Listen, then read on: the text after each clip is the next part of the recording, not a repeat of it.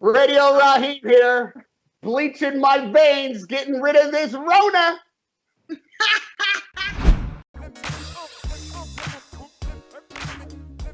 Apparently, Mike Tyson is in training right now to make a return to the ring. All right, I mean, again, it's Fake News Friday, right? So let's not go crazy. Yeah, return to the ring in 3 to 4 round exhibition fights, not, Well, that's how Floyd returned to the ring. And he didn't really return to the ring, if you get what I'm saying. Like, he fought an exhibition fight that's not the same, Rahim. Oh, I get that. I don't know, Michelle. Last week you were arguing about how valid the McGregor Mayweather fight was. To me, that was the worst exhibition of them all. But we won't revisit that argument. To me, even the other fights are exhibitions, big fights, right? They're money-making fights that aren't really taken too seriously, but they're fun because you get to watch people, see who's going to get knocked out. That's all people watch it for. No one's watching it to actually learn anything. That's how they should have promoted McGregor Mayweather. It's just the best of the most exhibitions of fights.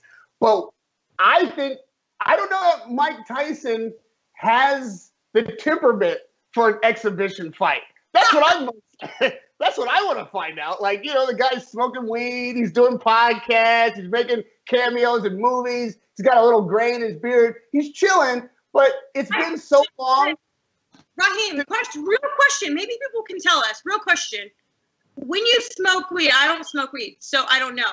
When you smoke weed, right? Anyone who's watching, does that affect your lungs the same way that smoking cigarettes does, or does it not affect the same way? Serious question, not taking the piss. I really want to know, because if that's the case, as much smoking as he does these days, I don't see how that helps him in the ring. Right. Yeah, it might help him when the sheriffs jump in the ring and try to separate the fighters because he's rushed the corner. But that's my point. I don't care. Like, his win capacity is the least of my concerns at the minute. I'm more concerned with his mental capacity to get back into combat and not be the same animal mentality that he has had his entire career. That weed is the most medicinal weed on the planet. There is nobody with a greater claim to their medicinal weed card being valid than Mike Tyson. I don't know if he can do it. But the question is, if he does it, can Mike Tyson keep his cool? And is there anybody you think Mike Tyson could still beat? Not just that, but is there anyone sane enough to get in the ring with him? How much money does it take to get in the ring with Mike Tyson? Genuine question. How much money would you have to pay somebody to want to fight that man? Even now. It's funny because when a fighter has that position in boxing of like the guy to beat, he's the biggest star in the sport, everybody is coming for him. Always, right? So when Mike Tyson did make his return, which wasn't all that wildly impressive in the last chapter of his career, Mike Tyson was still a huge event every time he stepped through the ropes. And even if it's an exhibition, I think it will remain the same. But when you see a fighter who's retired 15 years being able to get this kind of interest, and listen, I don't care what anybody says. If Mike Tyson gets in the ring, even in an exhibition, with somebody you even vaguely know, we're all going to tune in to see what happens. Totally. If Floyd Mayweather, even with these exhibitions and these ridiculous MMA opponents, steps in the ring, we're going to watch to see what happens. And he's still, to this day, the biggest money you can make fighting somebody in boxing. And he's been retired for years. How many people are still calling out Floyd Mayweather, who's got on mitts now instead of gloves? Yeah. No, I mean, obviously there's Errol Spence Jr., who made a pretty bold statement saying that he could beat Floyd Mayweather if he fought him in his prime. That's another question to ask the fans listening. Do you believe that? Or do you believe that he's only saying that because there's no way to find out? So That's a question.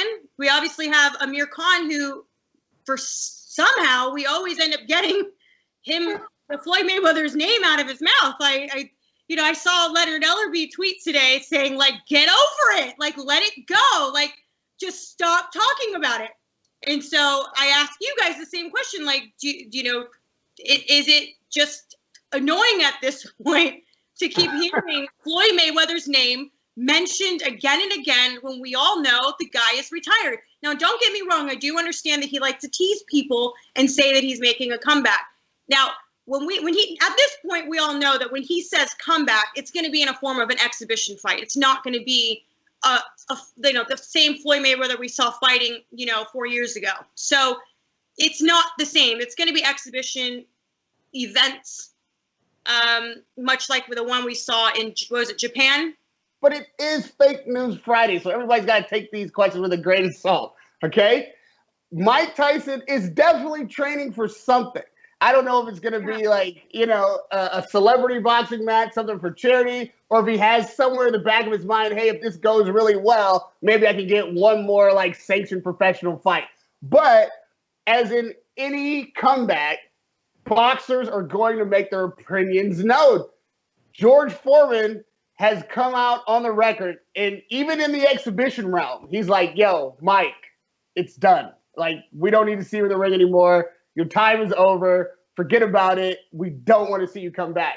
So to me, that is just the first barb of shit talking for a possible huge comeback for both fighters. All right, so here's what I'm saying. Would you rather see Mike Tyson return to the ring against George Foreman? They're both super old. They both got gray hair if Foreman has any hair left at all. And Foreman's already talking shit. Sounds like a perfect fight for an old man comeback one more time around the block type of fight. Or do we rather see Floyd Mayweather return in one of those exhibitions? Amir Khan, Lomachenko even has Floyd's name in his mouth, and he hasn't called Floyd out per se, but he did say that would be his dream fight. Obviously, Floyd's a lot closer to it than what Mike Tyson is as far as his last competitive boxing match. Could Floyd Mayweather beat Lomachenko today? I'm not talking prime. I'm talking about if Floyd was like, you know what, let me grab this spotlight right quick out of quarantine and be the first big sensational boxing match to happen. Could Floyd Mayweather take on Lomachenko and beat him today? Those are my two remaining questions. And then what was the last one? What would Wilder take? If you were Wilder, what would it take to make that fight? You wanna weigh in on my last two questions, Michelle, before we go? No.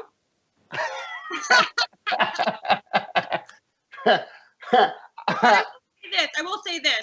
We, the media, are responsible half the time for these, for people repeating Floyd Mayweather's name and so forth, because we bait them sometimes into questions that do, make them mention the names. And we don't mention that part when, it's written into an article. It doesn't say, reporter repeatedly asked the question about Floyd Mayweather and they responded. And so I do know half the time these people, they don't intend to necessarily always bring them up or,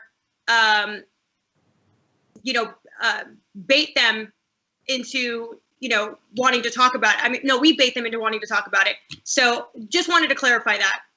We do that.